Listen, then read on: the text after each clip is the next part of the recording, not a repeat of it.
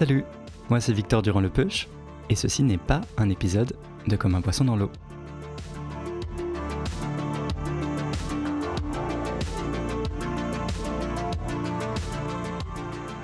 Coucou, ce mois-ci je vous propose de découvrir d'autres podcasts engagés qui abordent également la question du spécisme.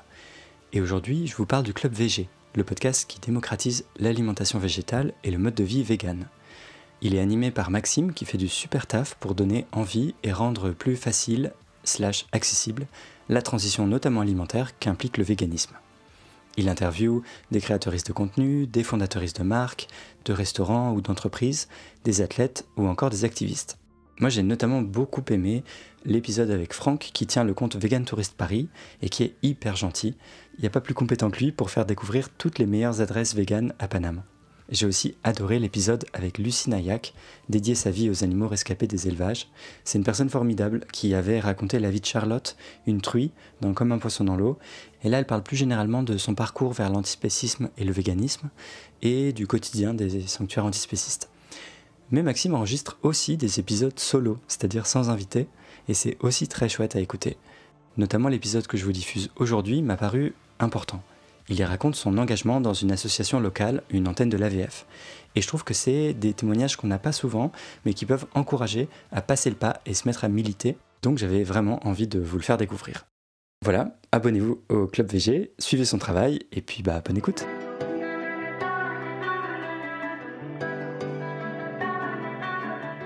Salut à toi, c'est Maxime. Bienvenue dans le Club VG, le podcast qui rend l'alimentation végétale accessible à toutes et à tous. À travers des épisodes seuls ou accompagnés de mes invités, mon but est de t'aider et de t'inspirer à végétaliser ton quotidien. Alors si tu es à la recherche de conseils, d'astuces ou de retours d'expérience, tu es au bon endroit.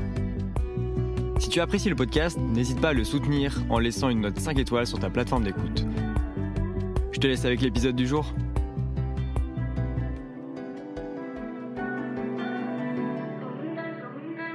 Salut, c'est Maxime. Aujourd'hui, je vais te partager mon expérience en tant que co-responsable de mon groupe local de l'AVF, donc l'Association Végétarienne de France. Tu l'as peut-être vu dans le titre, mais c'est un épisode spécial podcaston. Donc, qu'est-ce que c'est le podcaston ? Donc, c'est un événement qui dure une semaine, vraiment dédié au monde du podcast, où du coup les podcasteurs et podcasteuses vont mettre une association en avant lors d'un épisode. Donc l'année dernière, j'avais pu échanger avec Joanne qui travaille pour l'association L214. Et donc cette année, je vais te parler d'une autre asso qui me tient à cœur, donc l'AVF. Donc avant de rentrer dans le vif du sujet, je vais brièvement te présenter du coup l'AVF. Donc c'est l'Association Végétarienne de France qui agit depuis 1995 pour un modèle agroalimentaire plus végétale. Elle se dit donc accompagnante et inclusive. Elle encourage toute initiative favorisant le végétal et valorise les efforts de chacun. L'AVF sensibilise la société, accompagne le grand public dans la joie et la simplicité et influence les entreprises et les décideurs politiques. Il faut savoir du coup que l'AVF est composée de différents pôles qui ont chacun un petit peu leur rôle à jouer. Donc on va avoir par exemple 1, 2, 3 Veggie, donc qui va être vraiment le pôle cuisine de l'AVF.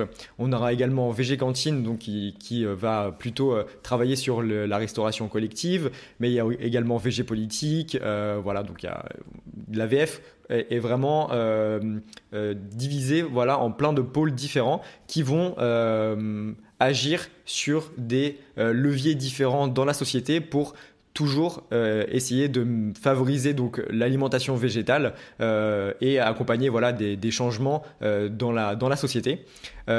Quelques chiffres intéressants. Donc il y a 12 salariés, donc ça a peut-être évolué depuis, mais voilà, c'est les derniers chiffres que j'ai. Donc l'AVF a 12 salariés, 22 groupes locaux et près de 3000 adhérents/adhérentes. Donc ça tombe bien, donc il y a 22 groupes locaux, c'est ce dont je vais te parler aujourd'hui. Mais alors, qu'est-ce qu'un groupe local ? Il faut savoir que du coup, l'AVF, c'est une association nationale, donc sur toute la France, et que pour avoir encore plus d'impact, parce qu'on sait que des fois, voilà, ce qui se passe au niveau national, en fait, nous, dans notre vie quotidienne, ça ne nous impacte pas forcément parce que ça va être des décisions qui vont prendre, par exemple, beaucoup de temps à être mises en place. Voilà, c'est vraiment des des durées très longues. Et donc pour agir encore, on va dire, plus rapidement, enfin moi c'est comme ça que je le perçois, pour agir plus rapidement et pour vraiment être au contact, on va dire, des personnes au quotidien, en fait il y a des groupes locaux donc, qui existent. Et donc les groupes locaux sont tenus de manière bénévole, donc dans différentes villes. Donc là on a 22 groupes sur toute la France qui sont tenus du coup par des bénévoles. Il n'y en a pas dans toutes les villes parce que en fait il faut avoir assez de personnes pour tenir le groupe local, pour le faire vivre. C'est ce que je vais te parler aujourd'hui dans cet épisode. Et donc voilà, donc ces 22 groupes locaux ont du coup des responsables à leur tête. Et après, il y aura aussi donc on va dire des adhérents qui sont dans ce groupe local-là. Sachant que ça se fait généralement par région, département ou ville. Par exemple, donc on va avoir l'AVF donc de Bordeaux, si je dis pas de bêtises, je crois que ça doit être ça. Bon, c'est une grosse ville donc ça va. Mais par exemple pour le mien, donc c'est l'AVF 79, donc l'AVF des Deux-Sèvres. Je vous vois celles et ceux qui ne savent pas où c'est. Donc pour juste situer, c'est entre c'est le département entre La Rochelle et Poitiers. Voilà, donc ça touche à la Charente-Maritime, à la Vendée, voilà. Donc c'est un petit département, donc qui a quand même son groupe local, donc c'est quand même chouette parce qu'on n'est quand même pas dans une grosse ville, donc c'est quand même important de le souligner qu'il y a quand même des groupes locaux même dans des moyennes villes ou des fois des zones un peu plus rurales. Mais du coup concrètement, qu'est-ce qu'on y fait dans ces groupes locaux? En fait, ça va vraiment être la mise en application des valeurs de l'association à l'échelle locale, parce que du coup le pôle national fait déjà un travail du coup remarquable à faire avancer la société vers plus de végétal, et nous dans les groupes locaux on fait la même chose, mais du coup à une beaucoup plus petite échelle et vraiment, j'ai envie de dire, au contact des gens. Parce que on n'est pas dans les institutions, etc. On est vraiment autour de chez nous avec les personnes qui vivent à proximité. Et donc, ça peut prendre différentes formes. Par exemple, la participation à des événements, à des festivals avec un stand, donc un stand de la AVF. Tu as certainement déjà vu dans des événements, des marchés, des choses comme ça, des stands pour des associations. Et du coup, ce serait ça une mise en application, de tenir un stand avec du coup la belle nappe AVF, les dépliants qui vont expliquer comment manger moins de viande, moins de produits laitiers, moins d'œufs, etc. La possibilité du coup de s'inscrire, d'adhérer à l'association, de discuter du coup avec les bénévoles qui tiennent le stand.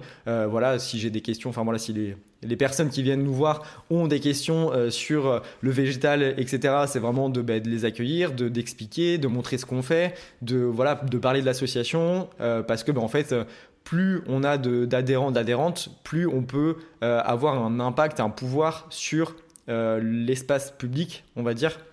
Plus on aura de pouvoir dans les décisions qui vont être prises au niveau politique ou autre, mais vraiment à l'échelle du coup nationale. Donc c'est ça aussi, c'est de sensibiliser, de montrer qu'on existe à l'échelle locale pour après avoir plus de force à l'échelle nationale. En tout cas, moi, c'est comme ça que je le perçois et je pense que c'est comme ça aussi que c'est perçu de manière générale. Donc donc je disais qu'il y avait les événements où on va faire de la sensibilisation, et de l'autre côté, on va aussi avoir des activités proposées avec les membres, les adhérents, adhérentes du groupe local. Et donc ça peut prendre plein de formes différentes. Je t'en parlerai juste après. Mais là, c'est vraiment c'est vraiment la suite logique de la sensibilisation. Ok, on a sensibilisé, des personnes nous ont rejoints dans l'aventure parce que ça les intéresse, elles veulent manger plus végétal, etc. Et du coup, les activités, vont être par exemple des repas partagés, des sorties, des activités peu importe, de toute nature, j'ai envie de dire, mais c'est de passer du bon temps, de passer des moments conviviaux, avec des personnes qui partagent les mêmes intérêts que nous pour le végétal, l'éthique animale, etc., etc. Enfin, toutes les valeurs prônées par l'association. Et de vraiment faire vivre ce groupe local avec des activités pour que ce soit vraiment un lieu d'échange, un lieu de vie, parce que quand on change de régime alimentaire, j'ai envie de dire, des fois on peut être seul, on peut être perdu, on peut avoir plein de problématiques différentes, et en fait le groupe local va venir répondre à cette problématique là avec des activités. Donc voilà un petit peu deux principales missions des groupes locaux. Bien sûr, il y en a plein d'autres, mais moi, c'est celle que j'ai envie de mettre en avant et que je trouve pertinente à te partager aujourd'hui. Donc voilà, c'était une grosse intro pour te faire un petit tableau un peu de ce qu'était donc l'AVF et les groupes locaux. Et maintenant, je vais te parler donc de mon expérience en tant que co-responsable. Voilà, une expérience inattendue, mais voilà, je te dis ça tout de suite. Donc dans cette première partie que j'avais appelée dans mon carnet de notes les prémices un petit peu, il faut revenir un petit peu en arrière. Donc c'était en octobre 2023 lors d'un événement à La Rochelle, donc qui s'appelle les VG de Lancan. Donc moi je couvrais l'événement entre guillemets, enfin voilà, j'avais été en contact avec l'équipe qui organisait cet événement pour du coup venir filmer un petit peu, interroger des personnes qui étaient sur place et tout, parce que c'était un événement un peu nouveau. Enfin voilà, le but c'était de mettre en avant le végétal lors d'un événement un peu festif avec un débat, un concert et des stands de nourriture également. Donc voilà, j'étais sur place pour couvrir l'événement avec le podcast. Il y avait également Lucille qui travaillait avec un traiteur lors de cet événement-là. Donc voilà, tu te demandes peut-être pourquoi Lucille, qu'est-ce que Lucille vient faire ici, mais tu verras, ça aura son importance juste après. Donc Lucille, elle est passée dans le podcast il y a assez longtemps. C'est l'épisode numéro 4. Donc elle fait partie aussi de mes premières invitées du podcast.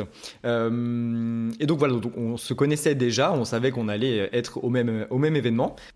Et donc il y avait un stand, tu t'en doutes peut-être, de l'AVF, et c'était l'AVF 79.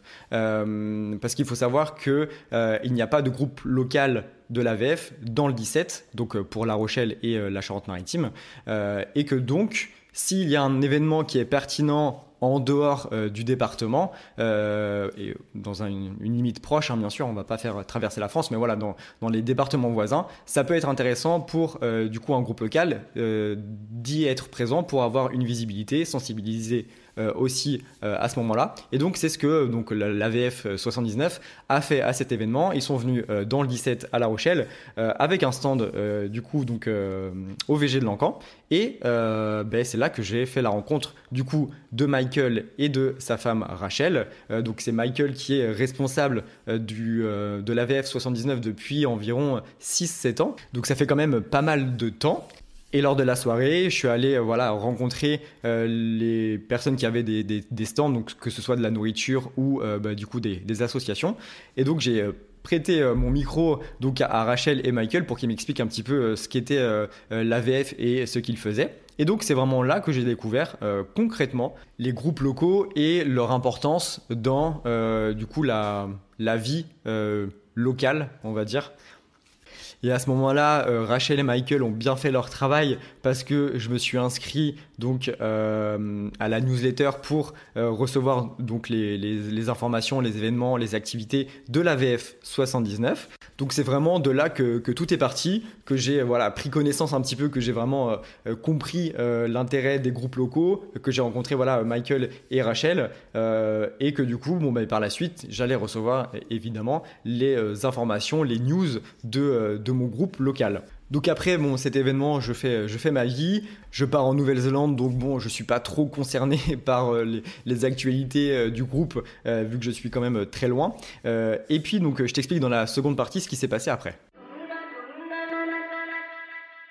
Donc en octobre 2024, je rentre en France après mon voyage en Nouvelle-Zélande et peu de temps après, Michael du coup qui était chargé, qui a été le seul responsable du groupe local, envoie un email à tout le monde, à tous les inscrits du groupe local pour demander de l'aide concrètement parce que ça demande beaucoup de temps et il avait besoin d'aide sur certains aspects, sur certains points pour alléger sa charge de travail et qu'il puisse aussi faire autre chose de sa vie parce que ça demande quand même beaucoup de temps, donc il voulait déléguer certaines choses.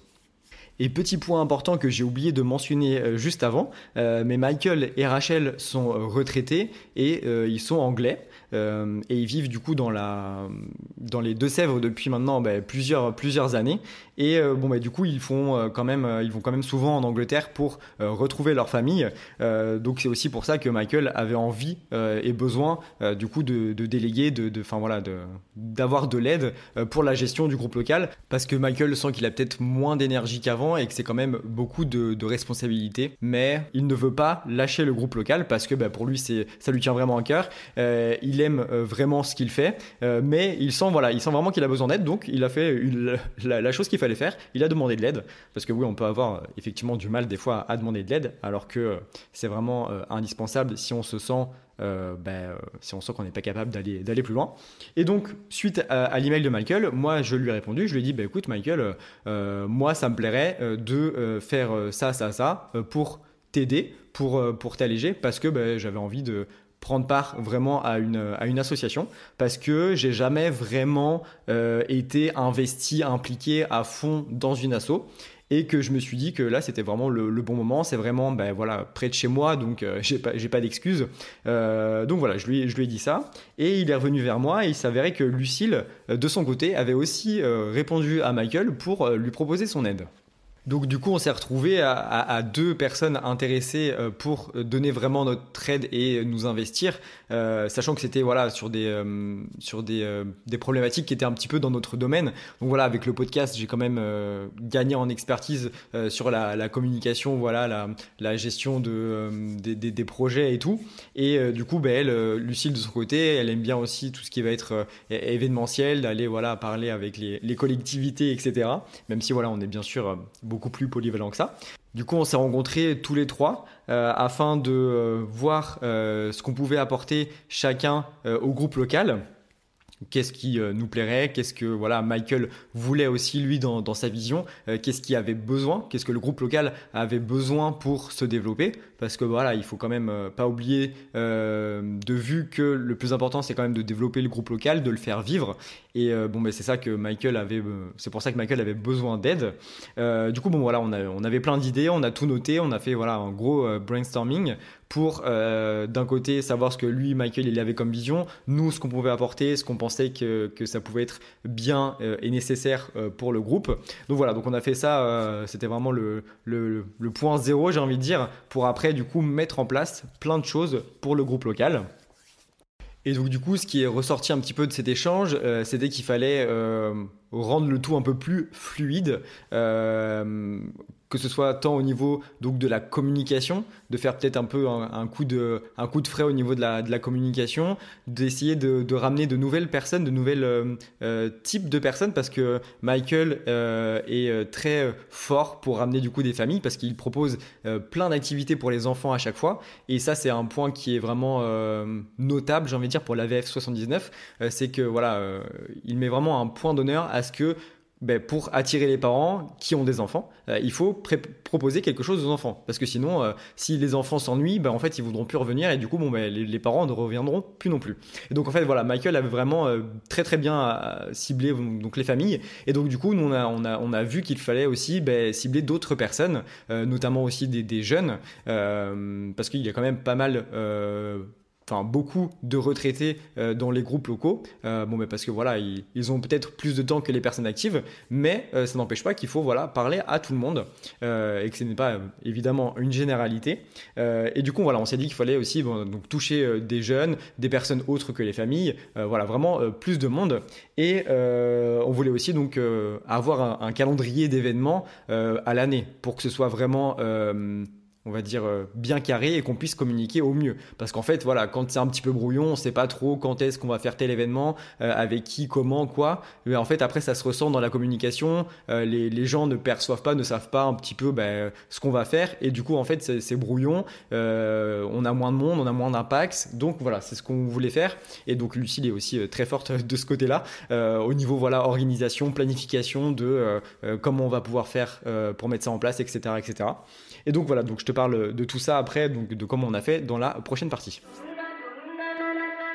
Et donc là, tu te dis peut-être, ok Maxime, très bien, mais en fait tu m'as pas du tout parlé de responsable, de co-responsable du groupe local. Et en fait, ça s'est fait très naturellement parce que pour mettre en place tout ce qu'on avait envie de faire, le plus simple, c'était qu'on devienne du coup co-responsable aux côtés de Michael, parce qu'en fait, on avait besoin d'accéder à la base email, à des choses un petit peu un peu plus privées. Et du coup, pour simplifier tout ça, fluidifier un petit peu les processus, le plus simple, c'était qu'on devienne co-responsable. Donc, on s'était vraiment pas, autant Lucille que moi, mis en tête de prendre autant de responsabilités d'un coup.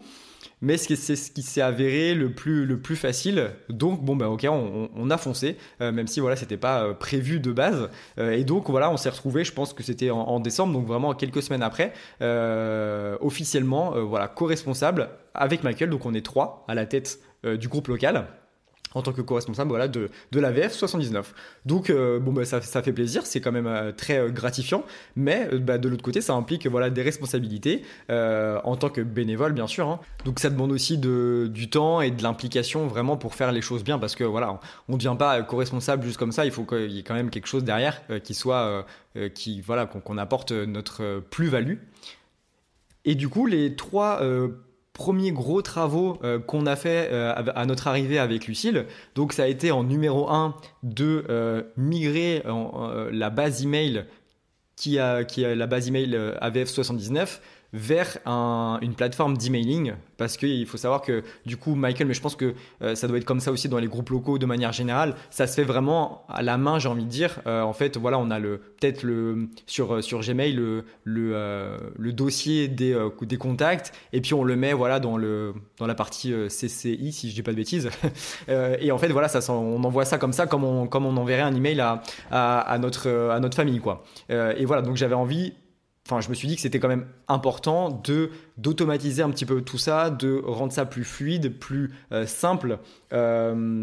Donc, pour toutes ces raisons-là, on a migré sur une plateforme d'emailing, ce qui permet donc d'avoir un rendu un petit peu plus professionnel, de pouvoir mettre par exemple le logo de la VF, de pouvoir mettre la RGPD donc en bas pour que les personnes puissent se désinscrire, tout ça un petit peu automatiquement, qu'on puisse si les personnes veulent se désinscrire, elles se désinscrivent toute seule, on n'a pas besoin de recevoir un email et puis nous après à la main de l'enlever.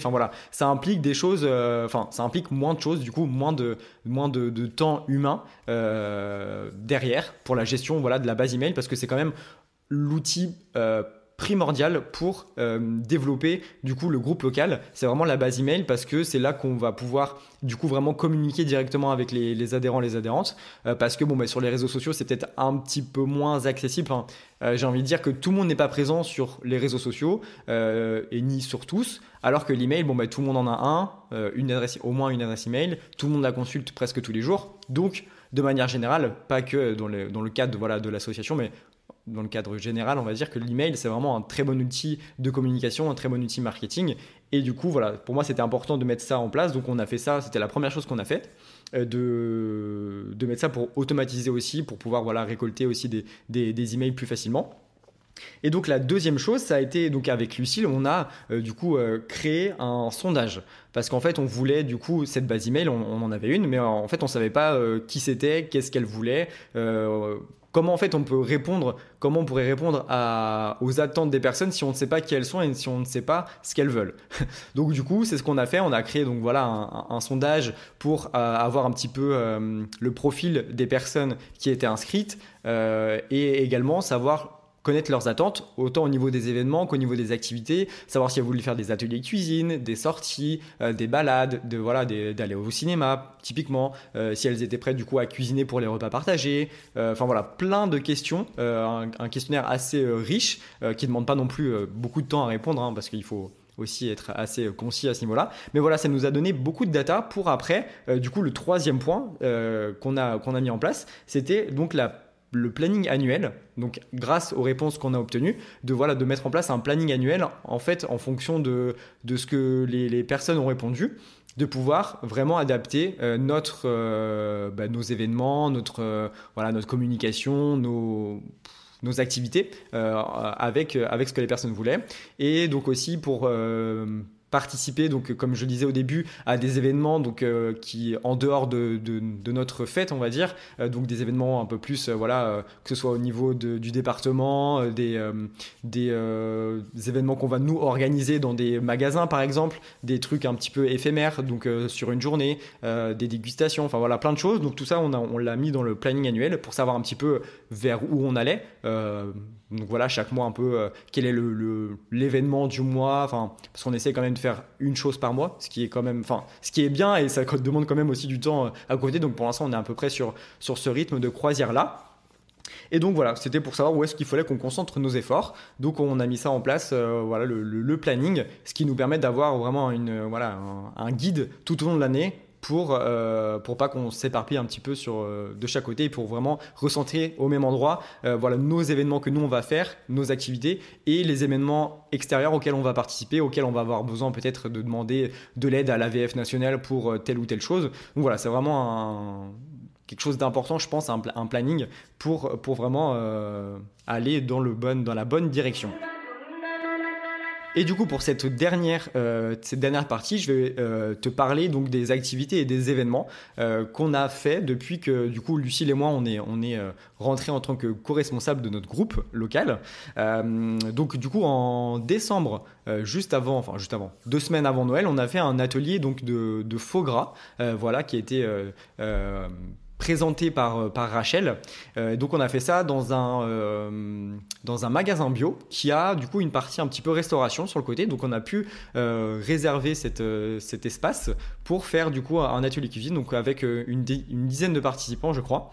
Donc voilà, c'était vraiment aussi très sympa. C'était avec Lucille le premier événement un petit peu auquel on participait, parce que du coup voilà, derrière chaque événement il faut faire la com, donc les affiches, pour les mettre que ce soit sur les réseaux sociaux ou dans des lieux physiques, pour que toutes les personnes puissent, que les personnes qui ne soient pas sur les réseaux sociaux puissent le voir donc dans la vraie vie. Donc c'était chouette, on était contents de le faire.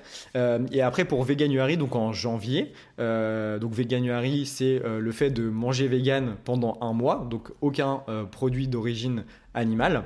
Et donc voilà, vu que c'était un peu l'événement phare, on voulait évidemment participer.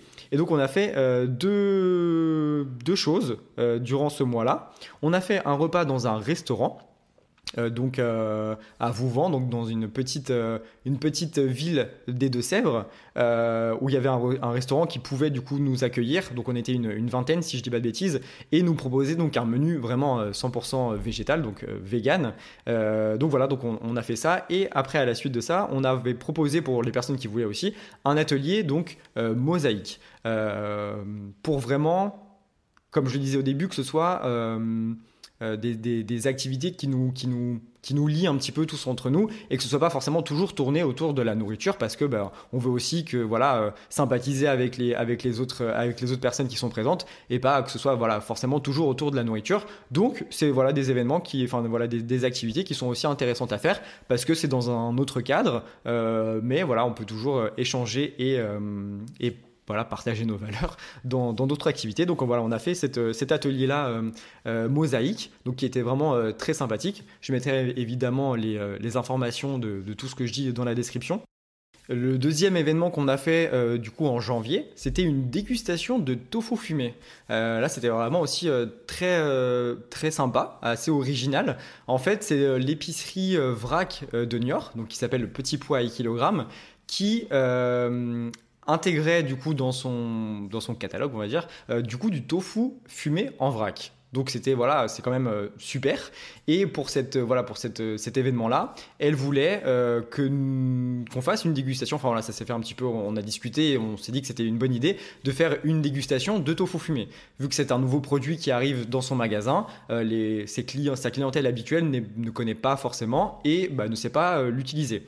Et donc notre défi, c'était de faire goûter le tofu fumé cuisiné de différentes façons à ses clients, à ses clientes, pour qu'ils se disent ah tiens, c'est bon, ça c'est chouette, je connais pas, ok, ça remplace la viande, je vais goûter et tout. Et du coup pendant la journée on a mis en lumière le tofu et accompagner un petit peu les gens dans l'achat du tofu en vrac. Donc c'était vraiment une super expérience. Les retours qu'on a eu, enfin les discussions qu'on a pu avoir aussi avec les personnes qui sont venues nous voir étaient vraiment hyper positifs. On a fait voilà des belles rencontres et puis du coup Leslie donc qui tient la boutique vrac était aussi très contente qu'on soit là. Donc voilà, c'est aussi une autre j'en ai pas parlé au début quand j'expliquais un petit peu ce que les groupes locaux pouvaient faire, mais c'est une autre quelque chose d'autre que les groupes peuvent faire, c'est voilà, de faire des dégustations. Pardon. En fait, on n'a pas de limite forcément. Donc c'est à nous en fait, de se dire tiens, il y a telle chose, on pourrait faire tel événement pour matcher un petit peu ces choses-là et que on se tire vers le haut mutuellement. Donc voilà, c'est ce qui s'est passé ici avec cette dégustation. Et franchement, je pense qu'on en refera d'autres.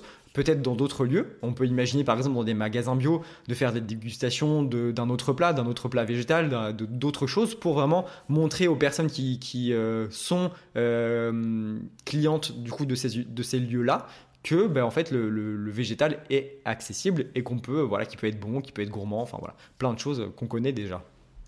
Et enfin, le dernier événement en date que nous avons fait, c'est un repas partagé. Donc, c'était là il y a quelques jours en mars, donc dans une salle de la commune. Donc là aussi, ça implique beaucoup de choses en amont dont on ne pense pas forcément. C'est-à-dire contacter la mairie, savoir quelle salle pourrait être disponible, pour quel tarif il faut payer, pour la réservation, il faut aller chercher les clés, les rendre, préparer du coup l'événement, donc ça veut dire de mettre en place les chaises, les tables, faire un truc assez sympa. Et donc du coup le principe c'était que chacun ramène quelque chose à manger et quelque chose à boire. Comme ça on a plein de choses à découvrir et donc c'est ce qui s'est passé. Donc là aussi on était une vingtaine de personnes, c'était vraiment super, la salle était vraiment très très bien et donc on avait voilà un petit coin boisson avec après un coin sucré et un coin salé. Et donc en fait on avait mis un petit bout de papier avec le nom du plat et ce qu'il y avait à l'intérieur pour vraiment un petit peu savoir du coup ce qu'on mangeait et parce que du coup Michael avait prévu une activité donc pour les enfants mais pas que, pour les adultes également où le but c'était en fait de voir notre assiette, de décortiquer un petit peu ce qu'on avait pu manger. Par exemple, imaginons qu'on avait pris du houmous. Donc dans le houmous, il y a les pois chiches. Et après, à l'aide d'une frise qui regroupe toutes les macro et micronutriments, les vitamines, etc., les minéraux, de savoir un petit peu, ok, dans le houmous, du coup, j'ai des protéines avec les pois chiches, j'ai ça avec ça, et pour montrer globalement que quand on mange végétal, on peut totalement avoir une assiette complète, diversifiée, avec tout ce qu'on a besoin au quotidien pour vivre. Donc voilà, donc c'était assez intéressant. On avait nos petits feutres, on faisait ça sur la nappe que Michael avait apportée. Donc c'était une activité ludique pour montrer que quand on mange végétal, on peut obtenir tout ce qu'on a besoin. Et donc c'était aussi très sympa parce qu'on avait plein de plats différents. Enfin, c'était vraiment c'est super ce genre d'événement. Moi j'adore, il y a plein de choses qui me donnent envie, tout est vegan donc tu peux tout manger, donc c'est vraiment génial. Et en fait ton assiette elle a plein de petits, c'est comme un buffet en fait, voilà, c'est comme un buffet au restaurant, sauf que là je sais pas s'il y a des buffets vegan qui existent, bon à part ceux de crudité, mais bon c'est au niveau carence en protéines, on y est bien. Donc voilà, donc c'est comme un buffet et donc l'assiette était très colorée avec plein de choses différentes, plein de plats différents, plein de desserts différents. Voilà, donc c'était vraiment un régal, on s'est régalé. Et donc voilà, pour un petit peu au niveau des activités. Donc pour les prochains mois, on prévoit plein d'autres choses. Il va commencer à faire beau, donc on va pouvoir faire des pique-niques également. Donc c'est vraiment super.